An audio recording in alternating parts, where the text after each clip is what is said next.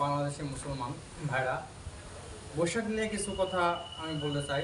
আমি মোহাম্মদ জনি, দিন ইসলাম ইউটিউব চ্যানেলের পক্ষ থেকে আপনাদের মাঝে আসছি। আমি কথাগুলো মন দিয়ে শুনবেন। আসলে মুসলমান ভাইরা, বৈশাখ কিন্তু মুসলমানের জন্য না। বৈশাখে উৎসব দিন সম্পূর্ণ কিছু ইহুদি খ্রিস্টানের জন্য, যারা এই দেশ থেকে ইসলাম বিতাড়িত করার জন্য এই বৈশাখ মাসের উৎসবটা নিয়ে এসেছে। তো আপনাদের মাঝে আমি ছোটো মানুষ, ছোটো কথা বৈশাখ পড়ে অল্প সময়ের মধ্যে কিছু কথা বলে যাই। সেটা হলো যে পহেলা বৈশাখ এসেও রবীন্দ্রনাথ ঠাকুরের কিছু শিরিক ভিত্তিক কিছু কথা বলে গিয়েছে আমাদের মাঝে। এগুলো নিয়ে আমরা মুসলমানেরা বেশি কোথাল পাতাল করে উৎসব পালন করি। আসলে এগুলো ঠিক না ভাই, এগুলো সম্পূর্ণ উৎসব ধর্ম। এটা হলো আমাদের ইহুদির জন্য।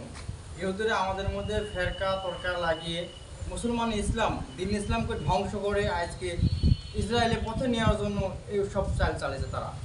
তারা বিকল্প কোনো কিছু না করে আমাদের মাঝে উঠে পড়ে লেগেছে।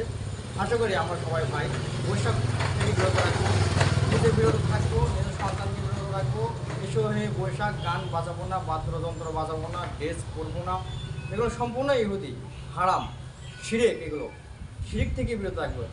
মহান আল্লাহ তাআলা বলেছেন, শিরিক যার ভিতরে আছে, শিরিকের কাজ যে করে তার কোনোদিনও শিরিকের গুনাহ মাফ হবে না। শিরিক বড় গুনাহ। এ বলে আমার কথা শেষ করছি। আলহামদুলিল্লাহ।